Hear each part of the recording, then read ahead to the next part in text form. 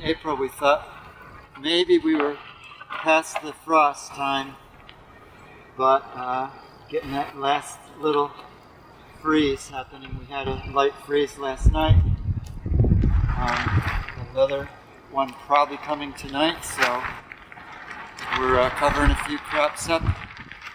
Part of the covering is protection from cold, and part of it is to enhance the growth.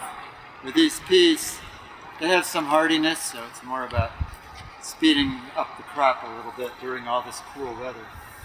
Yeah, and spring is like the moment most when farming is like gambling, and you've got to be making all these little micro decisions. Are we going to put in the energy to do all this protection just for this one night? Are we going to risk it?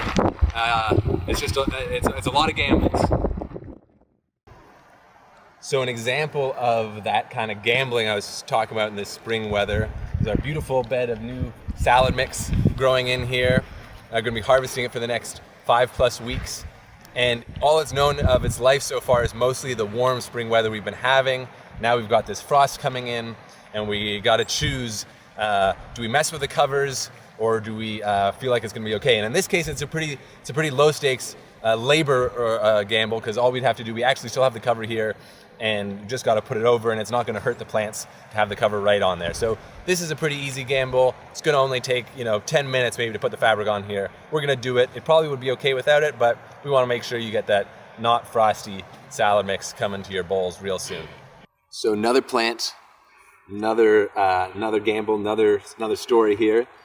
This is our broccolini, our beloved crop, and if on this leaf here you can see sort of discoloration, and that's from a gamble we took about 2 weeks ago or so on the last frost that we had, actually. And we left it uncovered because broccolini is a pretty hardy crop.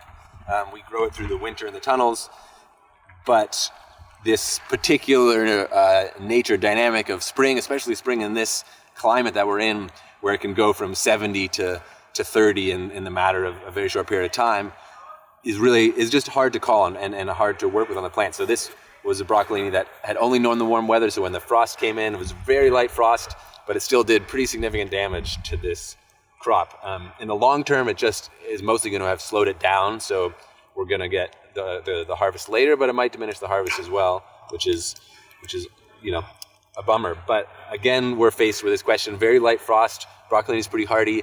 The thing about putting the fabric on here is we've got 3 beds of it, and this is a more sensitive, a taller crop. We put the fabric right on there, it's kind of going to squish a little bit. So honestly, I'm still a little bit undecided on this one. I think we're probably going to leave it uncovered because it's had one frost to sort of toughen up, and we're going to roll the dice on this and hope it was the right choice.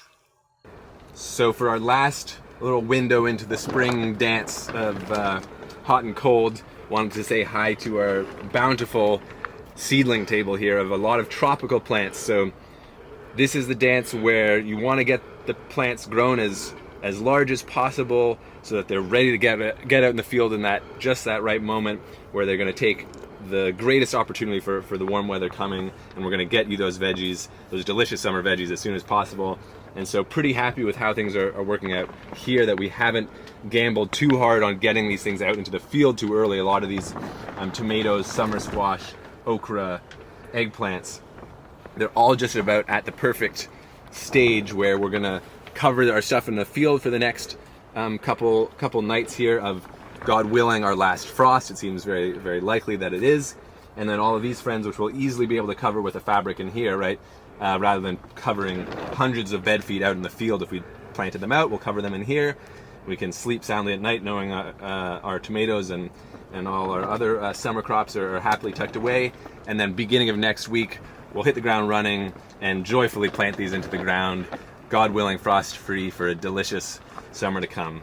So with that, there's many more little choices we're going to be having to make tonight with our potential last frost of who we're going to cover and who we're going to not. But hopefully that gives you a little window into the kind of dance that we do to keep everyone happy and keep the food coming to our tables.